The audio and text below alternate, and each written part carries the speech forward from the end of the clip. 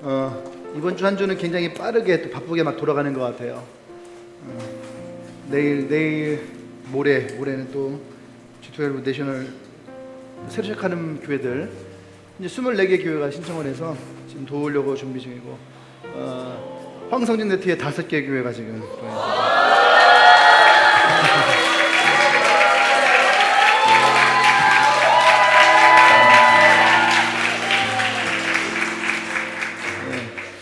어쨌든 그래요. 그리고 이번 주 금요일날에 우리 아까 영상에서 봤던 우리 필리핀 친구들이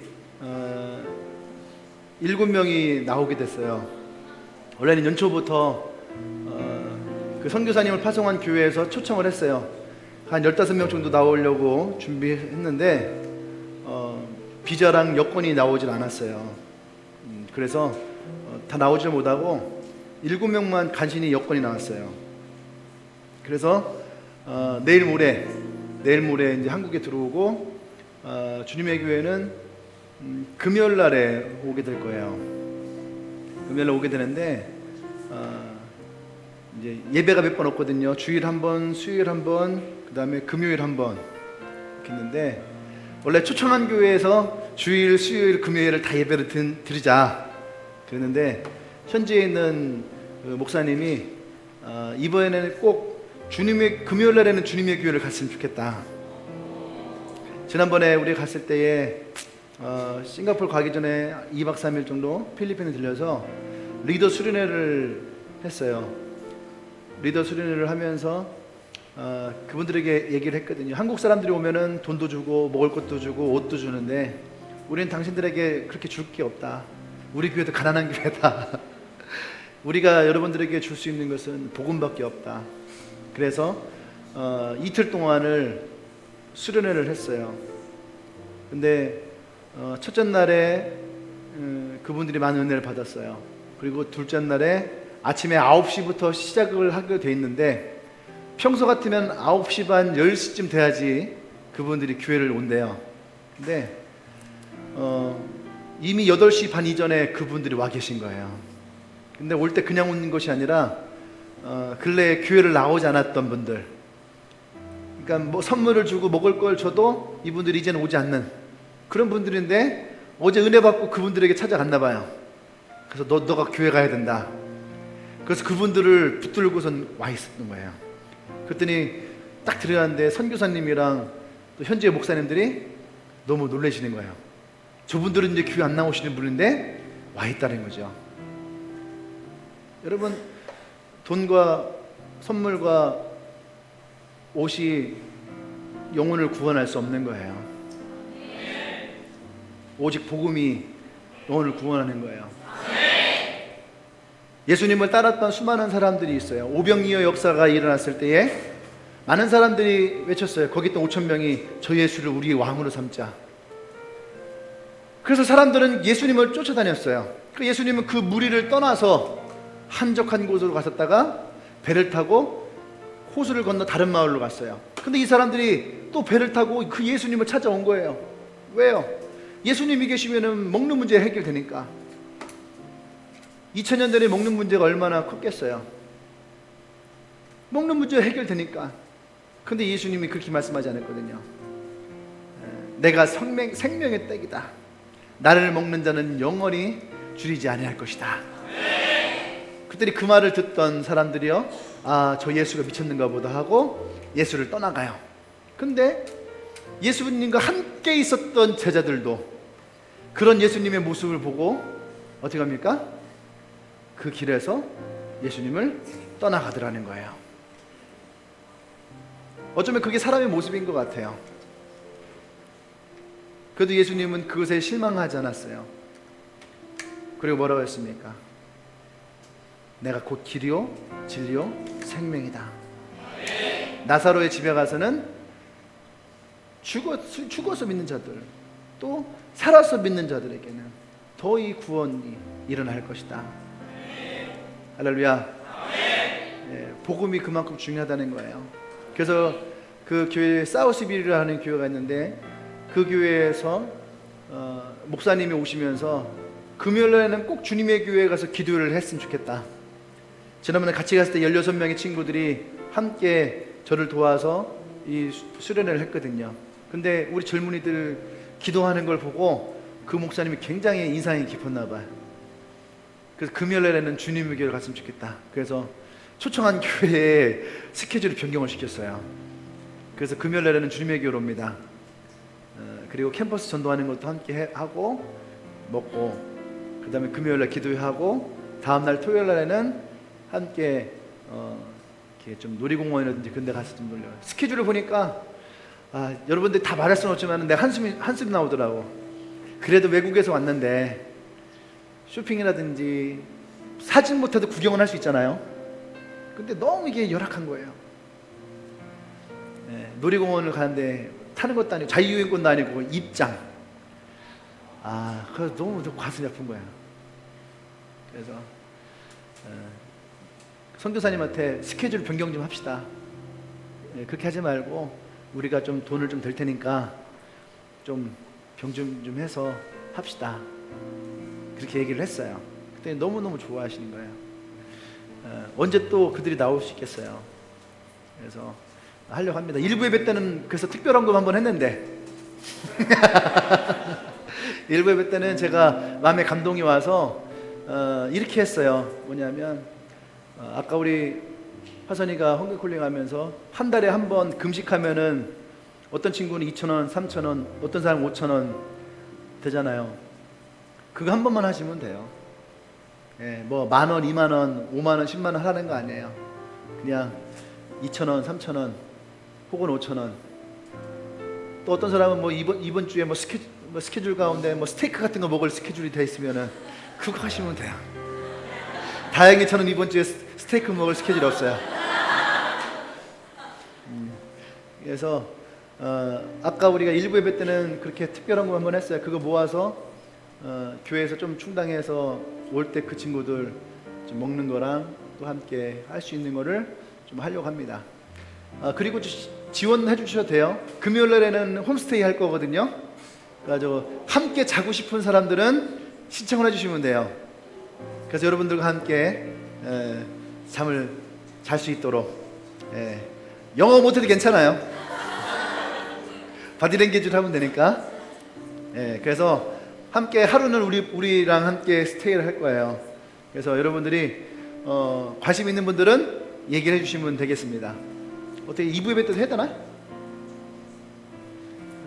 하지 맙시다. 나가면서 할 사람 그냥 하시면 돼요. 그렇게 합시다. 해야 되나? 헌금 하나만 벼놓고 이따가 예배 끝나고 나가면서 여러분들이 자연스럽게 하시면 됩니다.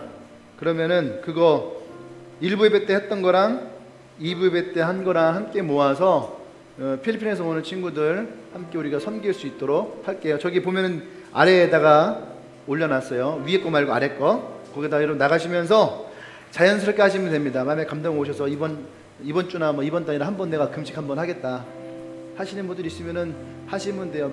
많이 안 하셔도 괜찮아요. 조금만 하시면 됩니다. 계속 우리가 꾸준히 앞으로 해야 되기 때문에 아까 우리 헌금콜링 한 것처럼 한 달에 1,000원도 좋고 2,000원도 괜찮고 여러분들이 한 달에 한 번 금식하는 거 가지고 5월에 후원하면 그들이 신앙 가운데서 학교를 졸업하고 대학교까지 지원하는 거예요. 지금 그들 대학을 졸업할 때까지. 그러니까 한번 우리가 하면은 처음에 10만 원으로 시작했어요. 근데 지금 이번 달에 보니까 한 35만 정도 우리 하고 있더라고요. 35만 정도. 지금 계속 늘려나가고 있어요. 근데 재정팀이 물어봤어요. 6월 달부터 조금씩 내려오고 있대요.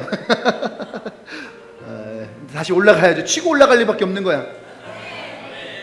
그래서 여러분들이 많은 거 아니니까 한 달에 1,000원도 괜찮고 2,000원도 괜찮고 3,000원도 괜찮고 5,000원도 괜찮고 만원도 괜찮고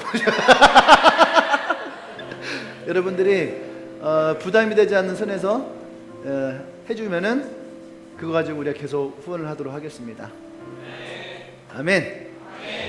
네. 이제 말씀 볼게요. 사무엘상 16장 1절 말씀이에요. 오늘 다윗의 이야기로 여러분들과 함께 좀 성경을 알아보기 원합니다. 사무엘상 16장 1절 한 절만 보겠습니다.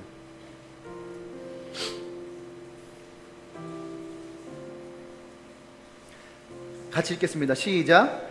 여호와께서 사무엘에게 이르시되 내가 이미 사울을 버려 이스라엘 왕이 되지 못하게 하였거늘 내가 그를 위하여 언제까지 슬퍼하겠느냐.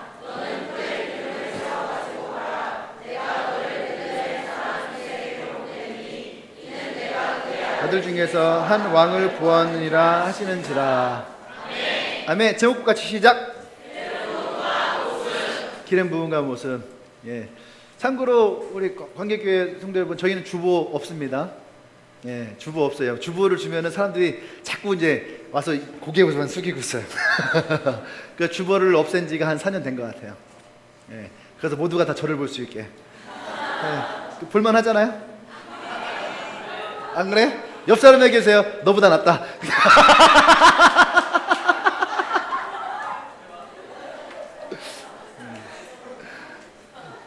네. 사람들은요, 자기 자신에 대해서 되게 특별하다 생각하지 않는 사람들이 참 많이 있거든요. 별 볼 일 없는 인생이다, 그렇게 생각하는 사람 많아요.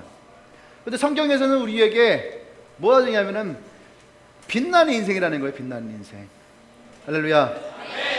네. 옆 사람에게서 당신은 아주 특별한 사람입니다. 당신은 아주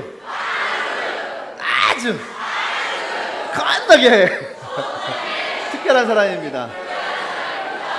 자, 이 말을 했을 때 내가 아주 특별한 사람입니다라고 하는 이것이 부담이 되거나 창피하거나 쑥스럽거나 쪽팔리거나 그러면은 이런 사람들 별 볼 일 없는 거예요. 왜냐하면 자기 스스로가 자기를 별 볼 일 없는 사람이다 생각하니까. 그래서 당신은 당신 되게 특별해요. 그러면 아니에요. 이건 겸손 아니에요. 진짜 자기가 저 별 볼 일 없어요. 이런 거나 마찬가지예요. 그죠? 여러분들은 아주 특별한 거죠. 세상에서는 여러분들이 특별하지 않을 수도 있어요. 그죠? 당신 대학이 어디예요? 어느 대학 나왔어요? 어디? 대불대. 목포 안에 있는 거 없어지지 않았나? 이름이 바뀌었어요.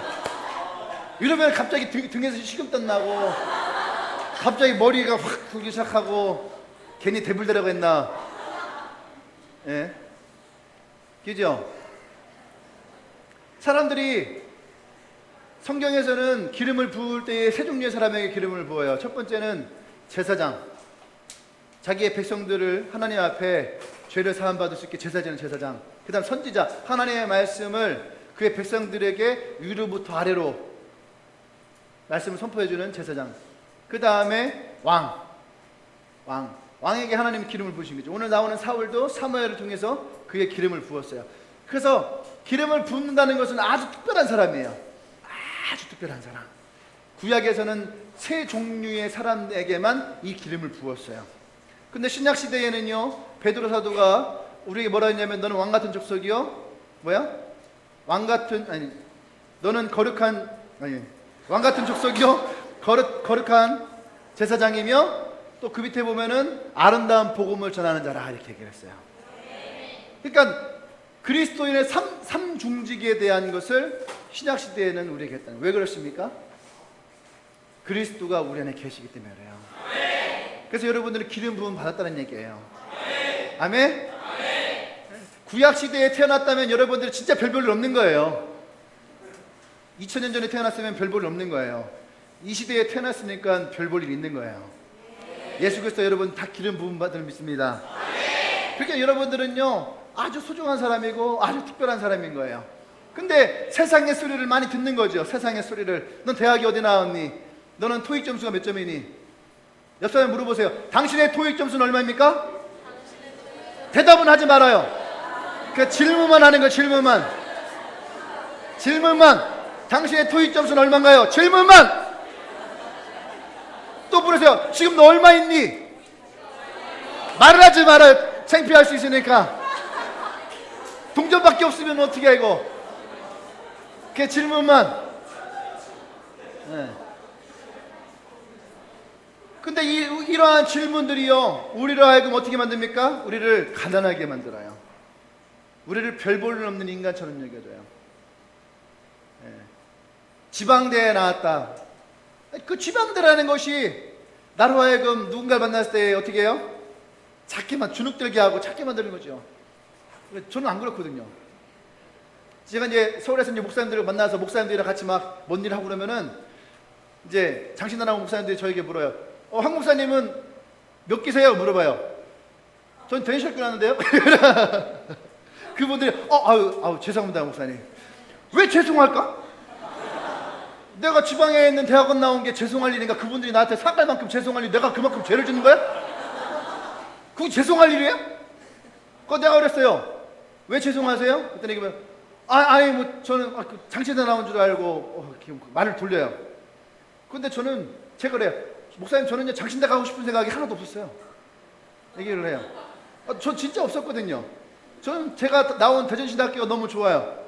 저는 그 학교 너무너무 사랑해요. 너무너무 사랑해요. 진짜 되게 사랑해요. 네, 왜냐하면 빠지고 싶을 때 언제든지 빠질 수 있었어요. 가고 싶지 않으면 안 가도 됐어요. 제가 여름에는 사역이 너무 많으니까 여름에 2달 동안 60일 동안 사역을 하면 거의 한 55일 정도는 사역을 해요. 한 5일 정도만 쉬는 게 아니라 그때는 이제 점검하고 뭐 준비하고 60일 동안을 진짜 살이 막 한 5kg, 7kg, 10kg 막 안 믿는구나. 빠질 만큼 열심히 사역하거든요. 그러니까 제 소원은 뭐냐면 빨리 개강하는 거예요. 개강하는 거. 쉬게. 쉬게. 3시간짜리면 2시간 빠지고 마지막 시간에 들어가요. 지각이에요. 지각. 결석은 아니에요. 지각. 네. 지각해도 선생님들이 이해를 해줘요. 학교에서 저는 연예인 취급당했거든요. 연예인. 대학원 다니는 동안 3년 동안 학교 표지 모델이었어요.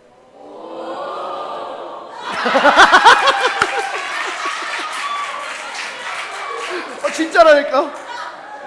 네, 진짜로 표지 모델 별거 다 했어요. 한 번은 언제더라? 병원을 갔는데 병원 선생님이 마우스 패드로 뭘 하고 있어요. 이렇게 보니까 나야. 마우스 패드에 사진인데 그 사진이 제 사진이에요. 내가 점프하면 높이 점프 뛰면서 이렇게 딱 한 그 사진의 패드가 제가 그랬어요. 이거 전데요. 네. 그때 제가 학교 표지 모델 사진 찍을 때 옆에 권상우도 같이 했어요. 권상우가 1년 후배잖아요. 같이 운동장에 같이 축구도 했어요. 네. 물론 서로는 몰랐죠. 열심히 축구만 했어요. 그 권상우가 그때 표지 모델 한남대학교 표지 모델하고 7천만 원 받았어요. 저도 받았어요. 신학대학교 표지 모델하고 50만 원 받았어요. 그 권상우도 7천만 원 학교에다가 기부하고 저도 50만 원 받은 거 학교에다가 냈어요. 장학금 아니 수업료로. 똑같이 냈어요 저도. 근데 저는 그 학교가 너무 좋았어요. 너무 막 제가 하고 싶은 데서 하고 수업 시간에 그냥 학교에서 전화가 오면 바로 수업 시간에 그냥 나가고. 근데 너무너무 저는 그 학교 사랑했는데 사람들은 제가 그 학교 나온 것에 대해서 이제 되게 미안하다는 표정 하죠. 왜냐하면 많은 사람들이 그런 것에 대해서 어떻게 해요? 좀 아까 얘기한 것처럼 주눅이 드는 거죠. 주눅 들지 말아요. 어깨 피고 고개 바짝 들고. 예. 여러분 세상에서는 어쩌면은 여러분들이 돈이 없는 것 때문에 여러분들이 별 볼 일 없을 수도 있고, 그죠? 자격증 몇 개예요? 내가 가진 자격증 뭐 대한민국 국민 자격증? 근데 우리는 하나 더 있잖아요. 천국에 들어갈 수 있는 천국 자격증? 네. 뭐 2개면 됐지 뭐. 그죠? 근데 그런 것 때문에 주눅 들고 어쩌면 세상에서 우리가 되게 별 볼 일 없는 사람처럼 여겨질 때가 많아요. 옆 사람 얘기했어요. 당신은 별 볼 일 있습니다. 오늘 밤에 차를 타고 시골로 가시면 눈을 들어 별을 보세요. 창녕에 가면 별 많겠지? 창녕에 가면. 네. 옥천 가도 별 있나?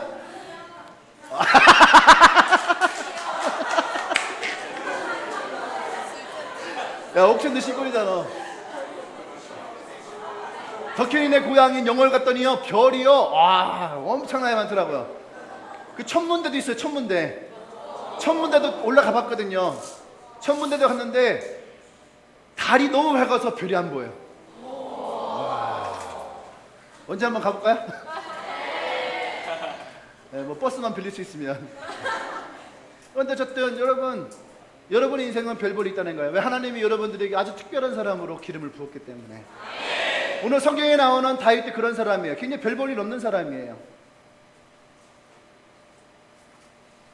하나님이 오늘 사무엘에게 이야기를 하시는 거예요. 왕으로 세웠던 사울이 사무엘과 함께 있는 동안에 죄를 범해요. 그 사무엘이 그것에 대해서 굉장히 가슴 아파합니다. 그 때문에 슬퍼서 막 울고 있어요. 그러니까 하나님이 그 모습을 보고, 네가 언제까지 그놈 때문에 네가 언제까지 그놈 때문에 눈물을 흘리겠느냐? 너 다시 너의 뿔에다가 기름을 부어라. 그리고 이새의 집으로 가라. 거기에 내가 다시 세울 왕이 그곳에 있다. 네가 가서 그의 기름을 부어라. 그런 거예요. 그러니까요, 슬픔에 빠져있던 사무엘, 어떤 슬픔이겠어요? 사무엘은 왕이 없을 때에는요, 사무엘이 왕 같은 사람이었어요, 민족에. 근데 하나님 백성들이 하도 왕을 달라고 하니까 하나님이 그들에게 왕을 주었거든요. 그러니까 사무엘도 너무 기뻤어요. 그리고 그에게 기름을 부었지요. 처음에 기름을 부을 때는 사울이 아주 괜찮은 사람이었어요. 근데 그가 변질되어 가더라는 거죠. 그리고 그 변질되어지는 그때에 이 사무엘이 같이 있었어요. 그게 너무 슬픈 거예요. 그것 때문에 이 민족에게 닥쳐질 많은 어려움이 있지 않을까. 그렇게 슬퍼하고 있을 때에 하나님이 사무엘에게 얘기를 한 거죠. 사무엘이 얼마나 기뻤겠어요. 얼마나 신났겠어요. 그래서 사무엘이 뿔에다가 기름을 막 채우고 기쁜 마음을 가지고 이새의 집으로 간 거예요. 보세요. 그 민족의 가장 뛰어난 사람이, 그죠? 그 하나님의 사람이 이새라고 하는 알지 못한 사람이 와서 이새의 이름을 부르면서 내가 너희 아들들을 보겠다 했을 때에 이새는 얼마나 감격했겠어요. 그죠? 얼마나 감격했겠어요. 그 이새가 아들들을 탁 불렀어요. 아들들을 쫙 부르면서 마음 가운데, 내 아들이 드디어 사무엘의 제자가 되는구나. 드디어 하나님이 우리의 집안을 세우시는구나 하고 있는데, 엘리야베라고 하는 아들이 딱 와요. 딱 보니까 키도 크고 얼굴 잘생기고 딱 봐도 왕의 모습을 지니고 있는, 그죠? 그런 멋있는 사람이 딱 오는 거예요. 우리 교회는 아무리 봐도 그런 사람은 없어요. 근데 여러분, 이것을 기뻐하십시오. 하나님은 엘리압을 왕으로 세우시지 않으셨어요. 옆에 있는 형제에게 자매들 한마디 해주세요. 걱정하지 마. 하나님은 외모를 보지 않으셔.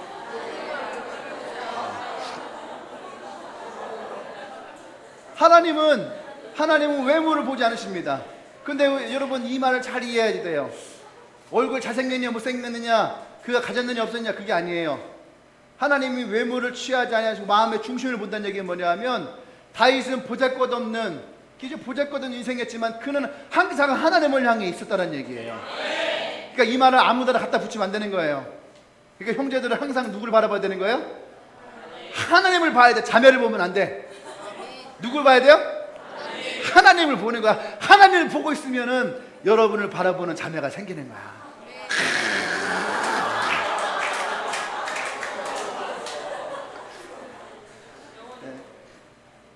그 사무엘이, 그 아들들이 건장하고 멋있는 아들들 딱 있는데, 거기 아무리 봐도 분명히 외적으로는 멋있는 아들이 있는데 마음으로는 감동이 없는 거예요. 그 마음으로는. 왜 그러냐? 성령이 역사해야 되는 거야. 성령이 마음을 주셔야 되는 거야. 자매들 외모를 보지 말아요. 마음에 감동이 와야 되는 거야. 할렐루야. 아멘. 네. 마음에 감동이 오지 않는 거예요. 그 이새에게 물었어요. 당신의 아들이 이게 답니까? 그랬더니 이새가 그러는 거예요. 고개를 갸우뚱하면서, 이상하다. 여기에 없으면은 뭐 막내가 하나는 있긴 한데, 저 막내면은 별 볼 일 없는데 쟤를 불러야 될까 말아야 될까 생각하다가 하나가 더 있습니다. 있는데 걔는 지금 저기에서 양이나 치고 있는 놈인데 그 아이를 뭐 굳이 데려올 필요가 있을까요? 네, 왜? 진짜 별 볼 일 없으니까. 진짜 별 볼 일 없으니까. 제가 그런 거 많이 경험했거든요. 우리 애가 사형제인데 제가 막내잖아요. 우리 엄마가 항상 남들이 왔을 때, 친척이나 남들이 왔을 때 그러거든요. 우리 형들은 다 공부를 잘했어요. 어릴 때부터 공부를 잘했어요. 그러니까 다 막 반장하고 회장하고 막 하는 거예요. 근데 저는 안 그랬거든요. 저는 그냥 저도 잘하는 건 있었어요. 싸움 잘했고, 딱지치기 잘했고, 구슬치기 잘했고, 비석치기 잘했고, 그 나이 먹기 같은 건 내가 항상 1등 했어. 나이 제일 많아. 가위바위보 해갖고 나이 먹기 하고. 그러고 내가 제일 잘했는데 땅 따먹기 같은 거 내가 옛날에 그렇게 내가 땅을 잘 땄는데 지금은 내 땅 한 평이 없네. 그런 거 참 잘했거든요. 우리 엄마가 오면은 그러는 거, 우리 큰애는 막 머리도 좋고 공부도 잘하고 성실하고 듬직하고, 둘째 저놈은 머리가 진짜 비상하고, 둘째이 머리가 진짜 좋거든요. 남들 공부 일주일 했고 우리 형은 하루면 다 했거든. 오늘 아침에 일어나서 시험 공부해 나가는데 만점 맞고. 대가리가 좋아요. IQ가 거의 한 150대까지 가요. 140 뭐 이렇게 되게 높아요. 머리가 그 잔머리도 굉장히 빨리 돌아가. 둘째 형도 공부 잘하고 반장하고 회장하고. 그 셋째 형은 노력파. 초등학교 1학년 때부터 이제 고등학교 들어갈 때까지 성적이 계속 올라가요. 고등학교 올라가서도 성적이 계속 올라가고. 그러니까 노력파예요, 노력파. 그러니까 가면서 칭찬을 계속 받는 거예요. 나는, 막내는, 쟤는 그냥 건강해. 아이, 잘 놀아. 왜? 별 볼 일 없는 거예요. 형제들 중에서도 별 볼 일 없는 거예요. 내가 공부를 잘한 것. 제가 공부 머리가 튄 게 30살이에요. 10년 만에 일찍 튀지. 30살 되니까 책을 딱 보잖아요. 그냥 수직 봐도 다 암기가 돼. 희한해요. 그전에는요, 맨날 며칠을, 내가 초등학교 6학년 때 중학교 올라갈 거 아니에요? 그 우리 형이, 너 아무리 생각해도 너는 너무 이렇게 공부를 못하니까 영어 단어를 공부를 시켰어요. 영어 단어를. 티처, 스쿨 뭐 이런 거. 그런데 그렇게 티처가 안 해오지는 거야. 우리 형이 나중에 포기하더라고, 티처에서. 넌 돌려가리라고. 그런데 생각해보니까 그거 굳이 외울 필요가 없었는데. 그죠? 근데 그랬어요. 근데 어쨌든 이 다윗도 그러했던 것 같아요. 네, 진짜 별 볼 일 없는. 그 아버지가 다윗을 불렀겠죠. 다윗 올 때 어떻게 왔겠어요? 우리가 한번 상상해 보세요. 다윗이 사무엘 앞에 딱 나타날 때에, 다윗이 사무엘 앞에 어떻게 나타났을까요? 그가 나타난 모습을 보고 사무엘이 바로 저 사람이다. 하나님이 기름 부으실 왕이 저기 오는구나 다 했다고 성경은 얘기하잖아요. 근데 그때 다윗의 모습이 어떤 모습이었을까?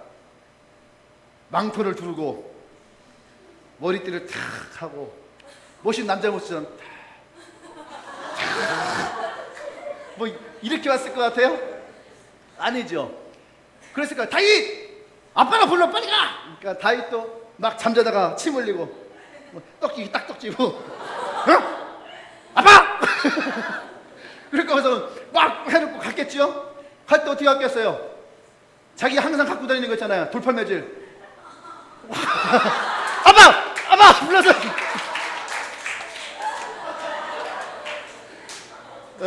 또 그냥 갔겠어요? 아니죠. 옆에다 치구리 하나 깨물고서 아빠! 머리는 떡지고 눈에는 막 눈꺼풀 잔뜩 있고 침 흘리고 그죠? 제대로 씻지도 못해서 얼굴도 시커멀 테고 옷도 더러울 테고. 그래서 하나님은 중심을 보시는 거예요. 그런 모습으로 다윗은 왔겠죠. 근데 그 다윗에게서 하나님은 이 사무엘을 통해서 기름을 붓게 하십니다. 진짜 별 볼 일 없는 양을 쳤던 인생이에요. 양도 어떤 양이에요? 이것을 연구했던 분들이 다윗에게 맡겨졌던 양들은 아직 늙은 양이에요. 그냥 버려지는 양들. 그 양들을 갖다가 다윗은 그냥 그것만 지키고 있는 거죠. 짐승이 와서 잡아먹어도 괜찮을 만한 양들. 근데 그 양을 치던 다윗이 이스라엘의 왕의 기름을 부어주는 거예요. 할렐루야. 작은 일에 충성한 자. 근데 여러분 잘 들으세요. 작은 일에 충성했다고 여러분 작은 일을 끝나서는 안 되는 거예요. 나의 삶이 작은 일을 한다고 해서 작은 일을 끝나는 인생이 아니에요. 하나님은 여러분들을 빛나게 한다면 작은 일을 들어서 큰 일 가운데 인도하실 것입니다. 여러분 빛나기를 원합니까? 다니엘서 12장 9절 말씀이 뭐라고 했냐면 많은 사람을 옳은 대로 인도한 사람은 하늘의 별과 같이 빛나게 될 것이다. 난 여러분들이 하나님이 여러분들을 빛나게 하는 인생 되기 원합니다. 할렐루야. 둘 중에 하나예요. 빛나거나 미치거나. 오연수가 예쁘더라고. 빛나거나 미치거나. 누구를 만나느냐에 따라서 달라지는 거예요. 예수를 만난 사람에게는 어떻게 해요? 빛나는 인생 되는 거예요. 근데 여러분 돈을 만나는 사람은 돈에 미치는 거예요. 근데 성경은 우리에게 많은 사람을 옳은 길로 인도하는 사람들은 하늘의 별과 같이 빛날 것이다 이렇게 했어요. 옆 사람에게 얘기하십시오. 당신이 빛나기를 원합니다. 한 번 더 옆 사람 눈을 쳐다보면서 다리 보지 말고, 다리 보면은 여러분 잘못하면 걸려요. 눈을 보면서 당신이 빛나기를 원한다. 할렐루야. 난 여러분이 그렇게 빛나기를 원합니다. 아멘.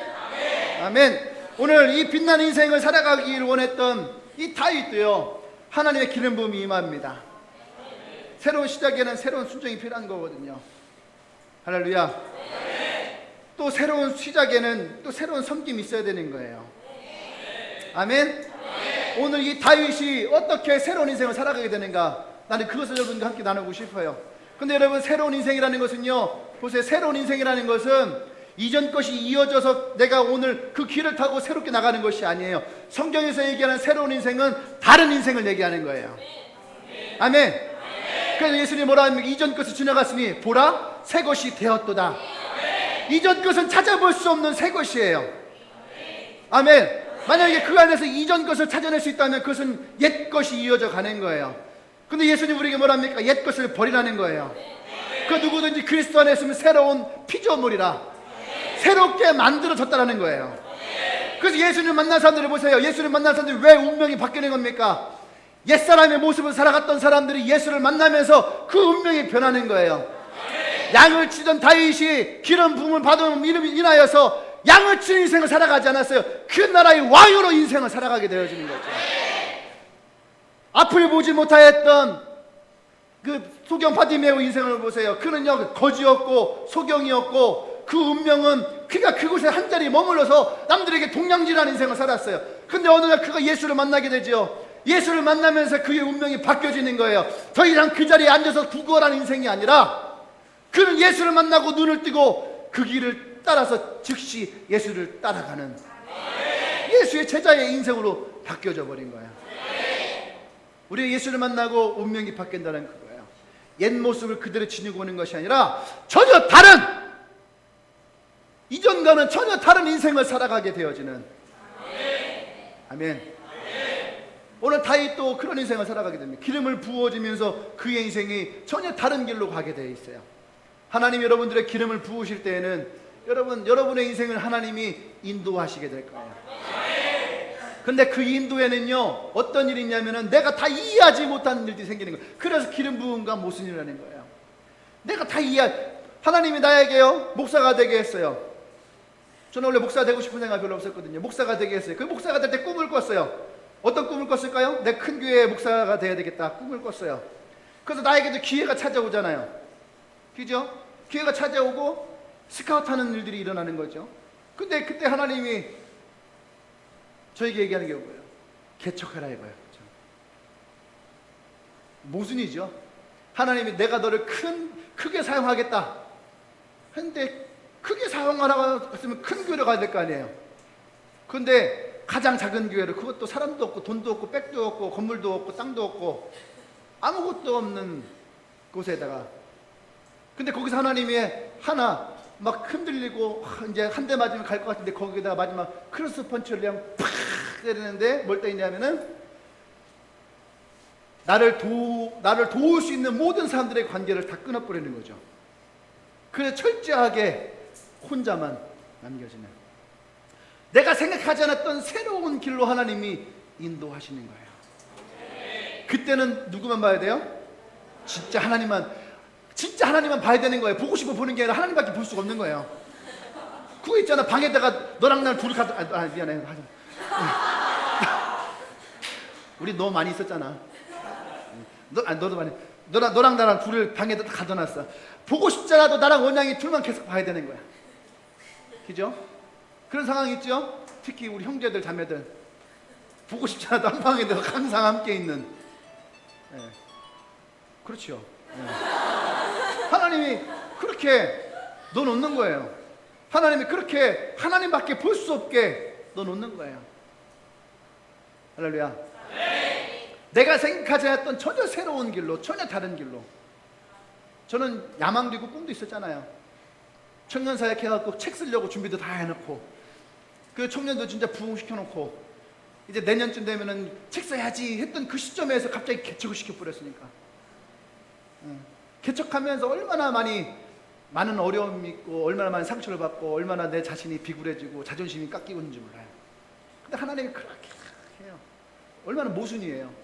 나를 들어 쓰시겠다는 분이 나를 들여다가 쳐 박아버렸으니까. 기잖아요. 내가 그때 사람들 만나는 게 두려웠다고 했잖아요. 사람들 만나면 밥도 먹어야 되고 차도 마셔야 되는데, 밥도 먹고 차 마시려면 뭐가 있어야지 돼? 돈이 있어야 되는 것도. 어느 날 우리 애들 데리고선 마트를 갔어요. 뭐 사려고 했는데 아빠 돈 없어. 아빠 돈 없어. 그랬더니 우리 큰애는 하지마, 아빠 돈 없어. 그런데 둘째 그러는 거야. 카드 있잖아. 카드로 하면 되지. 근데요, 이게요, 한수 더 떠요. 우리 셋째 아이는 뭐라 하지? 아예 돈 달라고 하잖아요. 카드 줘. 카드 줘, 카드. 근데 여러분, 하나님이 우리를 부르실 때 전혀 새로운 길에, 새로운 곳으로 이끄시는. 할렐루야. 네. 그곳에는 새로운 헌신이 있어야 되는 거예요. 네. 오늘 다윗에게도요, 그러한 모순적인 삶이 있었다는 거예요. 기름 부음을 받았으면 당연히 이제 왕으로서 딱 왕이 될 준비를 하고 있다가 때가 되면 왕이 되는 거잖아요. 근데 그렇지 않더라는 거예요. 그가 초반에 겪었던 세 가지의 모순을 여러분들에게 얘기할 겁니다. 기름 부음을 받는다. 첫 번째는 뭐냐면, 첫 번째 그에게 찾아왔던 모순은 그 사람의 기름 부음 받은 것을 막으려고 하는 사람들이 있는 거예요. 인정하지 않는 사람들. 첫 번째가 그의 형 엘리압 같은 사람이에요.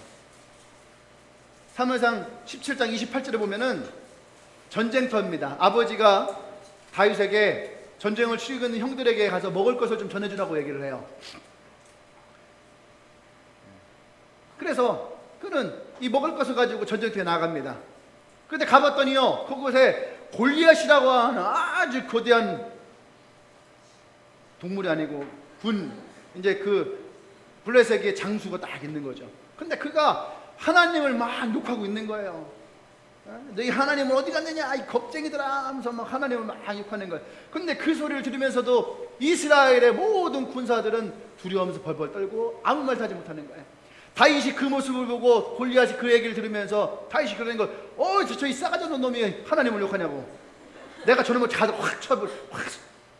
그런데 막 얘기하는 거 했더니 그 얘기를 들었던 형 엘리압이 그러는 거예요. 다윗을 향해서는 거예요. 조용히 해! 어디 이 쬐깐한 놈이 와갖고 네가 떠들고 있어. 여기가 네가 올 자리가 아니라고! 당장 네 아버지에게 돌아가! 못된 놈! 건방진 놈! 싸가지 없는 놈! 어디서 염색은 그렇게 해갖고! 이제 막.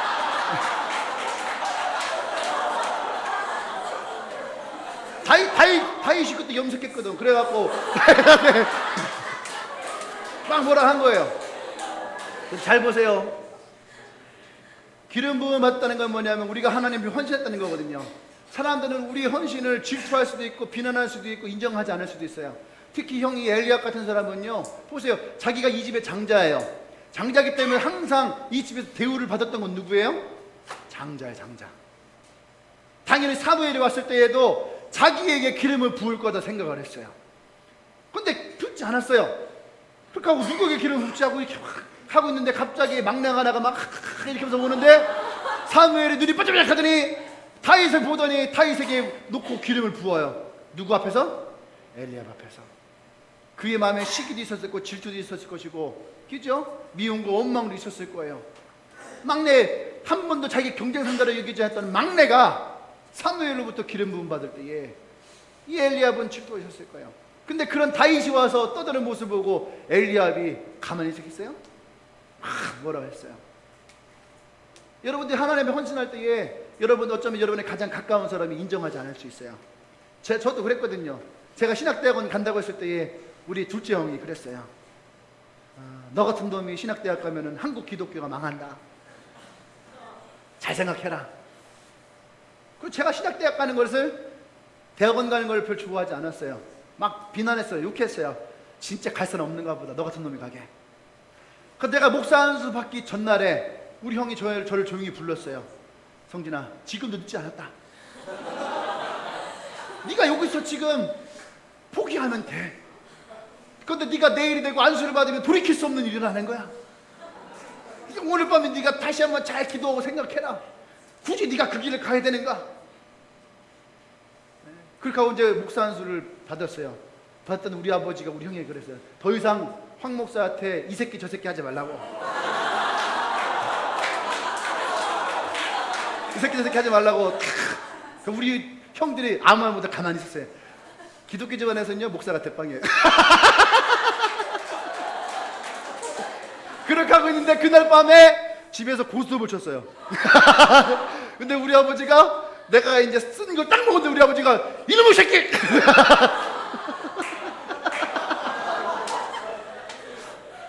네, 진담이고요.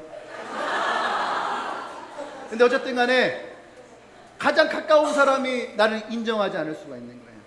나의 가장 가까운 친구가, 나의 가까운 이웃이 내가 변화되어지고 새로운 인생을 살아가는 것을 인정하지 않을 수 있어요. 근데 여러분 잘 보세요. 다윗은 성경에서 그의 형의 소리에 귀를 기울이지 않았어요. 그 형에게 집중하지 않았다는 얘기예요. 다윗은 그 소리를 딱 듣고선 마음을 상하거나 아니면 형에게 욕먹고 기분 나쁘거나 그러지 않았어요. 형이 뭐라고 했어요? 근데 그냥 발 뒤돌아서 또 외치는 거예요. 저런 나쁜 놈이 어디 하나님을 향해서 저렇게 하고서 내가 저러면 가만두지 않을 거라고.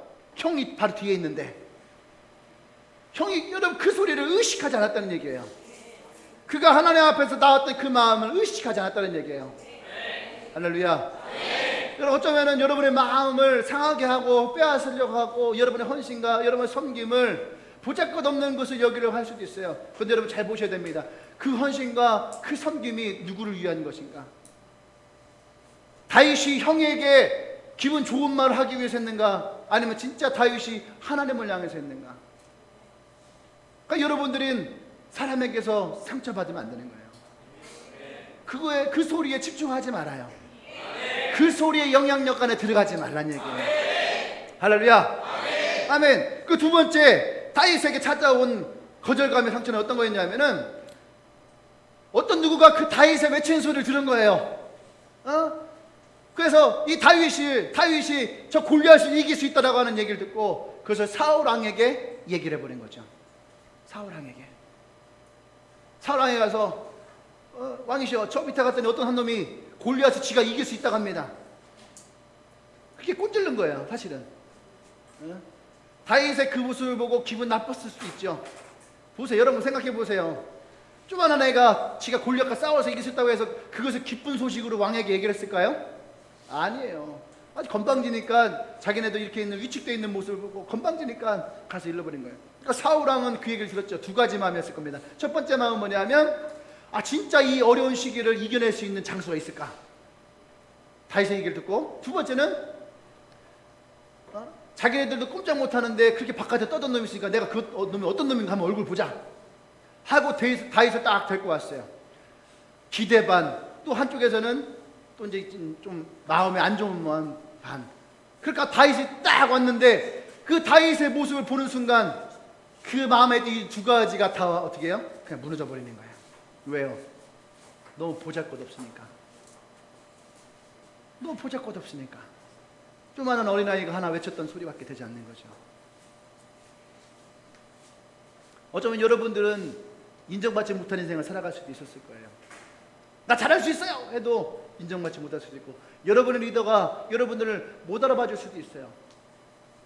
근데 다윗은 그것에 멈춰서지 않았다는 얘기예요. 사울이 보니까 다윗이 이겨낼 수 없는 거예요. 근데 골리앗을 이기겠다고 온 장수기 때문에 어쩔 수 없는 거예요. 그러니까 넌 어떻게 싸울래? 물었어요. 어떻게 싸울래? 다윗이 뭐라고 했을 것 같아요? 왕에게 얘기했죠. 심각하게, 왕이셔, 내가 하나님이 나를 훈련시켰습니다. 어릴 때부터 돌팔매질로 호랑이를 잡고 사자를 잡고 곰을 잡고 내가요 이길 수 있어요. 그 얘기를 들은 사울왕이 어떻게 했어요? 저걸 어떻게 할까? 그 불쌍하니까 뭐라고 합니까? 밑에 사람에게 내 갑옷을 입히고 내 칼이라도 줘서 보내라. 죽을 때 죽더라도 그렇게 죽으라는 얘기죠. 인정받지 못했어요. 그런데 다윗은 끝까지 이 사울왕에게 순종합니다. 어느 날 이 왕을 위해서 수금을 키죠. 근데 왕이 미쳐버린 거예요. 그러니까 다윗에게 창을 가지고 던지는 거예요. 다윗을 죽이려고 합니다. 사람들이 다윗에 대한 인기가 높아지니까 또 사울왕은 다윗을 죽이기 위해서 말도 안 되는 전쟁을 치르게 하죠. 근데 다윗은 그 전쟁도 승리하고 돌아와요. 그러니까 사람들이 뭐라고 합니까? 사울은 천천히요, 다윗은 만만이라. 그러니까 사울이 다윗을 만만하게 읽을 수가 없는 거예요. 만만이니까. 미안해요. 이거 안 하려고 했거든. 이거 안 하려고 했는데 어떻게 하게 됐어요. 또 사울은요 다윗을 내쫓았어요. 그리고 다윗을 또 쫓아가서 죽이려고 했죠. 그 사울이 동굴 안에 들어가서 끙끙하려고 할 때 다윗이 그 뒤에 있었어요. 그럼 뒤에서 그냥 칼로 찔러 죽이면 되는 거잖아요. 근데 다윗은 그러지 않았다는 거예요. 그의 옷까지만 살짝 잘라서 내가 당신 죽일 수 있었지만 죽이지 않았습니다. 근데 다윗은 나중에 그 옷까지 자른 것조차도 하나님 앞에 회개했어요. 그만큼 다윗은 마지막까지 이 사울에 대해서 어떻게 해요? 순종했더라는 거예요. 많은 사람들이 사울왕이 죽었을 때에 잘 죽었다, 이제 드디어 다윗의 시대가 열렸다라고 흥분하고 만세를 부를 때에 다윗은 그러지 않았어요. 죽은 사울을 위해서 슬퍼하며 울었다는 거예요. 할렐루야. 누군가 여러분들을 거절합니까? 여러분 그 거절에 집중하지 말아요. 여러분과 헌신과 여러분의 섬김은 여러분 하나님 앞에 순종함으로 나가야 되는 거예요. 할렐루야. 아멘. 세 번째는 그 앞에 골리앗이라고 하는 사람이 있는 거예요. 아니 다윗이 이제 왕이라고 하는 곳으로 들어가야 되는데 만만한 사람이 있어야 되는데 만만하지 않은 거예요. 골리앗이에요. 군대가 멈춰설 만큼 강력한 사람이 서 있는 거죠. 여러분 하나님의 기름 부음을 받으면 누구나 다 그냥 일사천리로 잘 갈 것 같잖아요. 인생 잘 될 것 같잖아요. 하나님 은혜 받으면 내 삶이 좋아질 것 같잖아요. 안 그런가요? 여러분들이 뭔가 하나님 앞에 은혜를 받으면은 이제 내 신앙생활 잘할 것 같잖아요. 여러분 근데 그 앞에 놓여진 것들이 있더라는 거예요. 다윗의 인생을 보세요. 기름 부음 받았으면 왕의 인생으로 일사천리로 쫙 나가야 되는데 그가 왕이 되기까지 20년의 시간이 걸려요. 20년의 시간을 살아갈 때에 다윗의 인생을 보면은요 진짜 모순의 인생이었어요. 어떻게 하나님의 기름 부음 받은 사람 인생이 저 모양일까? 이스라엘에게 쫓겨나고 자기 적국에 들어가서 미친 척하고 그것도 모자라서 광야에 나가서 사람 없는 동굴에 숨어서 지내는 인생을 살았던 사람이 다윗이에요. 얼마나 많은 후회를 했겠어요. 내가 기름 부음을 받지 않았다면 지금 나의 형제들처럼 양 키우고 소 키우고 말 키우면서 행복하게 재미있게 즐겁게 편안하게 살아갈 거 아니에요. 근데 왜 내가 기름 부음을 받아갖고 오늘 내가 이곳에서 이렇게 고생을 하고 있을까? 할렐루야. 왜 이렇게 할까? 그래서 여러분 우리가 그래서 꿈을 꿔야 되는 거예요. 현실을 바라보는 자는 항상 현실에 절망하게 되어 있는 거예요. 현실이 만족스럽고 현실이 좋은 사람이 과연 몇 있어요? 그래서 꿈을 꿔야 되는 거예요. 하나님은 우리에게 그래서 꿈을 꾸라고 말씀하십니다. 할렐루야. 하나님은 알파 오마가십니다. 우리의 시작이 있다면 하나님 우리를 부르신 그곳에 우리를 향한 끝이 있는 거예요. 아브라함을 부르실 때에 내가 본토 아비의 집을 떠나 내가 지시할 땅으로 가라 하는 새로운 인생을 아브라함에 말씀하셨을 때에 그게 뭐라고 말씀하십니까? 내가 너를 복의 사람으로 세우고 너를 큰 민족으로 이룰 것이다. 하나님은 아브라함의 시작 가운데에 마지막 어떤 인생을 살아갈 건지에 대해서도 말씀하신다라는 거예요. 하나님 앞에 순종하는 자들에게는 그의 인생을 하나님 이끄시는 마지막의 인생도 하나님이 보이신다는 얘기예요. 할렐루야. 다윗에게도 하나님이 동일하게 말씀하셨다는 거죠. 그의 기름을 부을 때에 너가 이스라엘의 왕이 되어질 것이다. 20년 동안은 왕이 아니었어요. 모순의 인생을 살았어요. 거절감의 인생을 살았어요. 상처와 아픔이고 그거 투쟁의 인생을 살았어요. 근데 여러분, 다윗은 그 인생을 순종했다는 거예요. 요셉이라는 사람에게도 꿈을 꾸게 했죠. 그 꿈을 얘기했을 때에 요셉은 고난을 당했어요. 근데 하나님은 그를 통해서 그의 가족과 민족과 나중에는 이스라엘을 이루게 하는 놀라운 역사를 요셉을 통해서 합니다. 근데 요셉이 그 중간에 이 인생을 포기해버렸다면 여러분, 이스라엘은 온전하게 이루어질 수 없는 거예요. 하나님이 여러분들에게 꿈을 주었다면 그 꿈을 포기하지 마십시오. 하나님이 주신 그 꿈은 붙들고 갈 수 있어야 되는 거예요. 때론 내 앞에 길이 모순일 수 있는 거예요. 하나님이 너를 평탄케 할 것이라 했는데 내 길은 돌바실 수 있는 거예요. 내가 너를 가장 귀하게 할 것이라 했는데 내가 가장 비천한 인생을 살아갈 수도 있어요. 근데 거기서 멈춰서는 안 된다는 거예요. 할렐루야. 어제도 얘기했지만 레이싱을 하는 선수들은요, 달리기 시작하면 멈추지 않아요. 400km의 길을 그들은 멈추지 않고 달아갑니다. 왜냐하면 멈추는 순간 사고가 나고 죽게 되어 있는 거예요. 여러분들이 이 길에 들어서고 가기로 했다면 여러분 돌아보지 마십시오. 여러분, 롯의 아내가 소돔과 고모라를 나올 때에 뒤돌아봐서 소금 기둥이 됐어요. 근데 보세요, 그냥 단지 하나님이 그것을 쳐다봤다고 해서 그들이 소금 기둥이 됐을까요? 아니에요. 롯의 아내는 이 소돔과 고모라 땅에 자기가 두고 왔던 것이 있는 거죠. 재물이 됐던 친구가 됐던 뭐가 됐던 이것에 대한 미련이 남아있는 거예요. 그 미련이 뒤돌아봤을 때 그를 소금 기둥으로 만졌다는 얘기예요.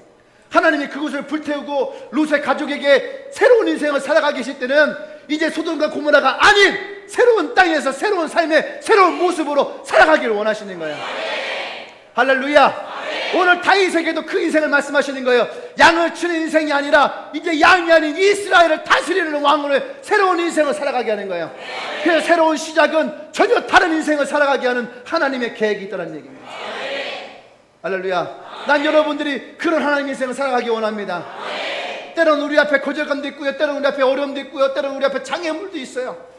근데 우리 인생은 누구나 다 마찬가지. 예수를 믿던 예수를 믿지 않던, 절에 다니던 이슬람을 다니던 힌두교를 다니던 어느 누구에게나 인생은 고난이 찾아오게 되어 있는 거죠. 그 고난 앞에 절망하는 자들은 항상 그 고난을 넘지 못하고 상처와 아픔 인생을 살아가지만 넘어가는 자들에게는 꿈이 생겨나는 거예요.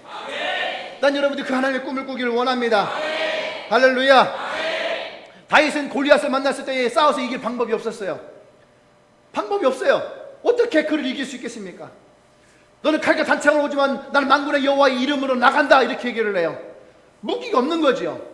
그런데 보세요, 이 모습을 이길 수 있는 가장 좋은 방법은 순종이라는 거예요. 그 앞에 나갔을 때에 하나님이 그의 삶 가운데 역사합니다. 우리는 전략도 몰라요. 이 과정이 어떻게 되는지도 몰라요. 저도 처음 개척할 때에 어떻게 이 교회가 세워져 나가는지를 알았다면 훨씬 쉬웠겠죠. 근데 하나님은 개척할 거와 너가 어떤 교회에 이룰 것, 이 두 가지만 말씀하시는 거예요. 전략도 없고 과정도 몰라요.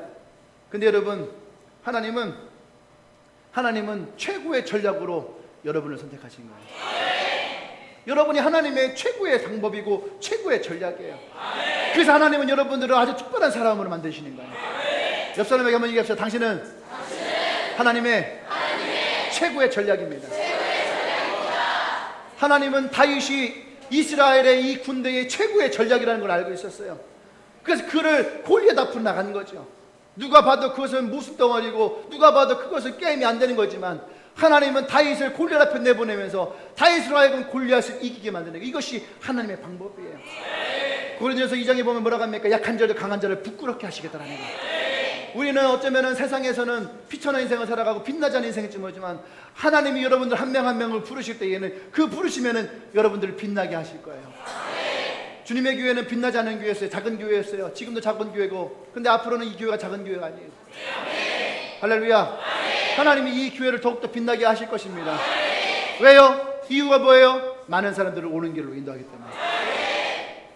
난 여러분들이 이 일에 함께 하기를 원합니다. 할렐루야. 여러분, 최고의 방법은 헌신밖에 없어요. 헌신. 예수 그리스도가 이 땅에 오시는 것 자체가 모순이었어요. 신이 어떻게 인간의 모습으로 오게 됩니까? 이건 모순이에요. 근데 그 신이 인간을 위해서 죽어요. 이거는 더 모순이에요. 그런데 예수님은 그 모순을 이기셨다는 거예요. 나와 여러분들 구원하기 위해서 그는 십자가를 진 거죠. 이사야서 53장에 뭐라고 합니까? 그가 채찍에 맞아 우리가 나음을 입었도다. 어떻게 채찍에 맞는데 우리가 나음을 입을 수 있어요? 이 모순이에요. 그런데 예수님은 그가 채찍에 맞음으로 우리를 낫게 하셨고, 그가 십자가를 지심으로 우리를 구원하시고. 할렐루야. 아멘. 예수님은 그 길을 온전히 걸으셨다는 거예요. 언제까지요? 마지막까지. 십자가의 죽음을 당하실 때까지 예수님은 그 길을 걸으셨어요. 우리 앞에 놓여져 있는 삶이 있습니까? 여러분이 그 주님 앞에 헌신하고 순종하며 나아갈 때에 그 복음은 절대 우리 가운데 꺼지지 않아요. 헌신 없이 지금까지 복음이 전해진 적이 없어요. 헌신이 복음을 이룬 거죠.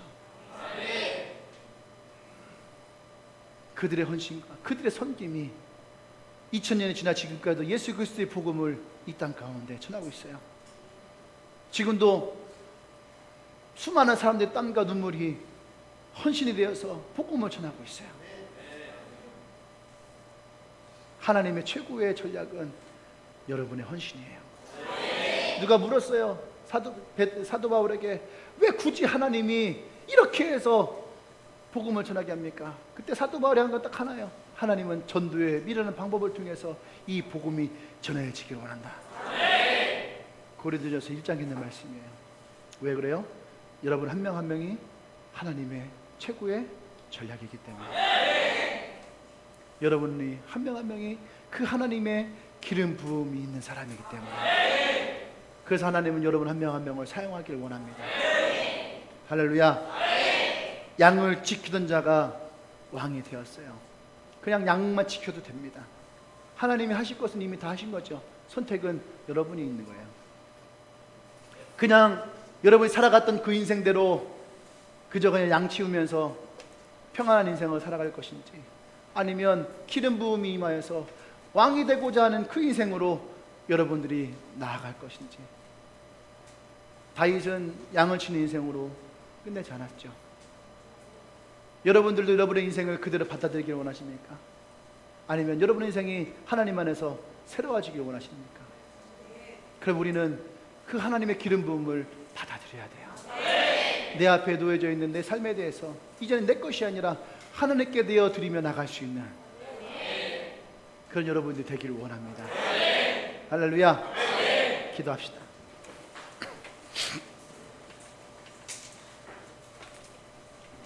목사님이 필리핀에 갔는데 집회를 하면서 제일 힘들었던 게 뭔지 알아요? 필리핀 그곳에 앉아있는 사람들에게 예수를 만나면 운명이 바뀝니다. 하나님은 당신을 축복하기를 원합니다. 하나님은 당신을 복의 사람으로 부르셨습니다. 제가 이 말하는 것이 너무너무 힘들었어요.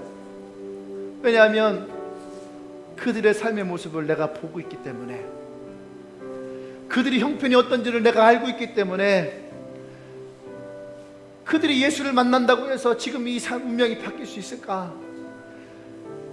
그들이 복의 사람이라고 내가 선포하는데 그들에게 정말로 축복이 일어날 수 있을까? 내 안에서 그것이 너무너무 갈등이 되어진 거예요.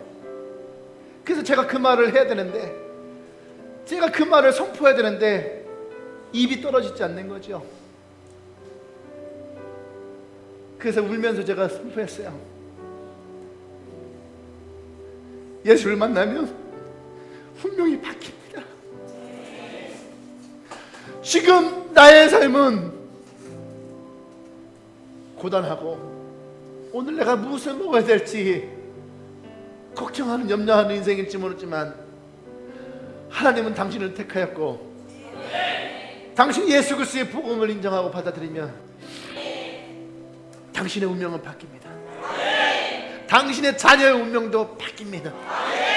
이곳에 머물러 있지 마십시오. 하나님은 당신의 복의 사람으로 세기 원합니다. 근데 아무것도 없는 그곳에서 그분들이 아멘을 하고 그분들이 내가 하나님의 복의 사람이라는 것을 인정하고 받아들이기 시작하고 그들의 예수를 만나며 그들의 운명과 그들의 자녀의 운명이 바뀌기를 소망하며 기도하고 그들이 그들의 가족들이 끌어안고 눈물로 기도하는 모습을 봤어요. 사랑하는 여러분, 여러분들은 그들보다 낫잖아요. 하나님이 나를 만지시면 얼마든지 내 운명이 바뀔 수 있을 거라고 하는 믿음을 가지고 있을 수 있잖아요. 하나님이 지금도 나의 삶을 축복한다라고 하는 믿음을 가질 수 있잖아요. 근데 여러분 앞에 놓여져 있는 자그마한 모순덩어리 하나 때문에, 여러분 앞에 놓여져 있는 자그마한 거절감 하나 때문에, 상처 때문에 여러분들이 지금까지 해왔던 헌신들, 섬김들, 복음을 전하는 것들을 여러분 마음에서 흔들린다면 어쩌면 우리는 예수님의 십자가의 은혜와 사랑을 그렇게 값없이 버리는 것밖에 되지 않을 거예요. 사랑하는 여러분, 우리가 오늘 이 시간에 기도할 때에 우리가 그렇게 고백하십시다. 내가 그리스도의 복음 안에서 나의 헌신과 나의 섬김이 더욱더 분명해지기를 원합니다. 내가 예수를 만나고 나의 운명이 바뀔 것을 내가 믿습니다. 예수 그리스도 안에 내가 복의 사람인 것을 고백합니다. 내가 하나님 말씀하신 지시할 땅으로 떠나갈 것입니다. 내가 하나님이 주신 큰 본성을 이룰 것입니다. 나의 삶에 함께하여 주시옵소서. 나를 인도하여 주시옵소서. 기도하겠습니다.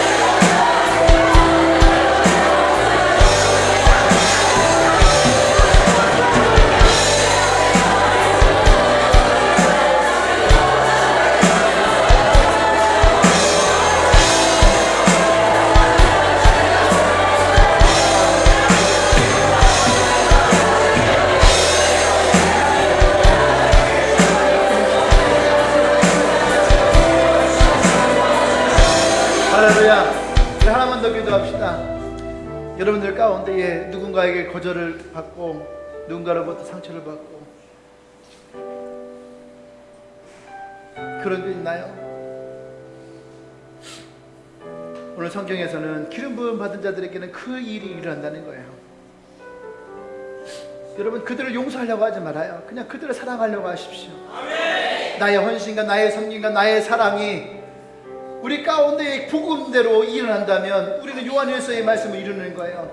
사랑은 모든 두려움을 내어 쫓는다는 거예요. 우리 안에 진짜 복음이 있다면, 우리 안에는 하나님의 사랑이 있다면 내 안에 자리 잡았던 상처와 두려움들은 떠나가게 될 것입니다. 우리가 그것을 위해서 한번 기도했으면 좋겠고요. 또 하나는 이 나라와 이 민족을 기도합시다. 이 나라의 정치가, 이 나라의 사회가, 이 나라의 문화가 기독교를 좋아하지 않아요. 기독교를 욕을 하고 수많은 교회와 수많은 기독교인들의 손가락질 당하고, 우리는 어쩌면 이 시대에 복음을 전하는데 굉장히 어려운 인생을 살아갈 수 있어요. 그럼에도 불구하고 우리는 이 나라를 위해서 기도할 수 있어야 됩니다. 이 민족을 용서한다는 것이 아니라 이 민족을 사랑하는 마음으로 섬길 수 있어야 되는 거예요. 할렐루야. 이것이 우리의 신앙의 정체성인 거예요. 그래서 우리가 함께 시간 기도할 때 이 나라와 이 민족을 위해서 기도합시다. 하나님의 복음이 땅 가운데 전해라게 하여 주십시오. 또 여러분 자신을 위해서 기도하세요. 나에게 누가 상처받았던 아픔의 모습들이 있나요? 그것을 사랑으로 채우십시오. 더 많은 헌신과 더 많은 섬김이 내 안에서 일어나도록 그렇게 우리 하나님께 기도하며 나가십시다. 기도하겠습니다.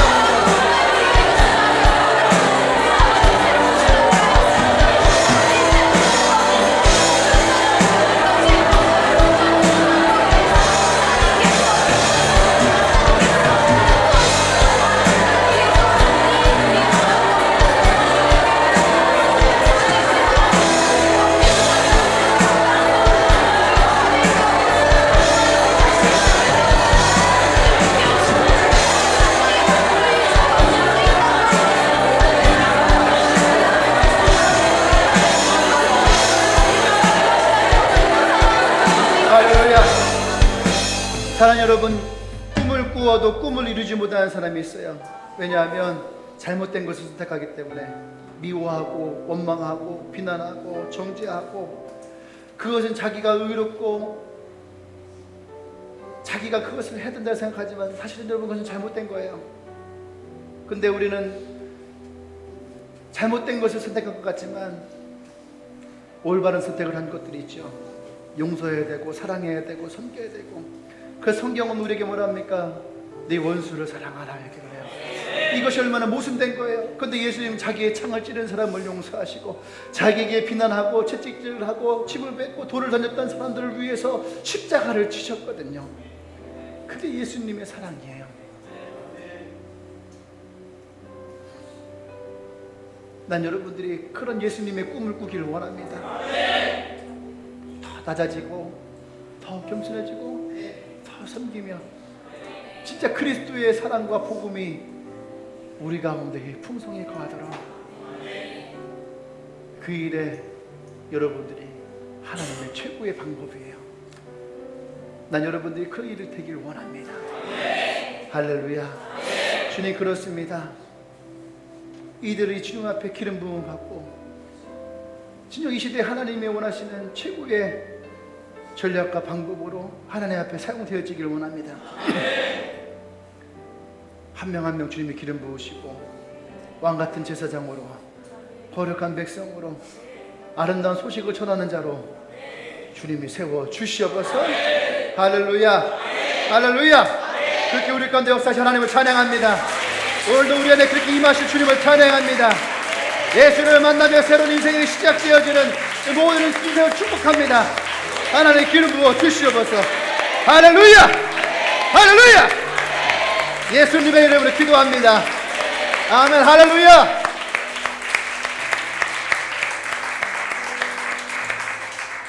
양을 치는 인생으로 끝나지 마십시오.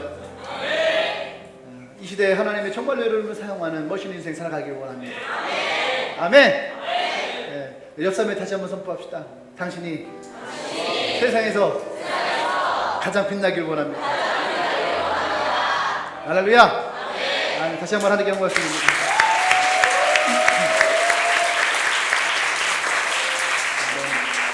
오늘 예배 처음 오신 분 있나요? 오늘 예배 처음 오신 분 있으면은 다 같이 일어나서 환영하겠습니다.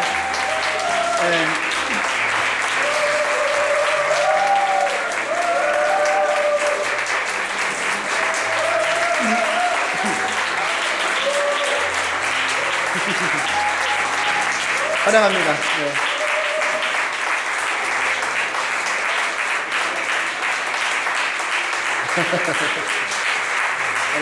이쪽으로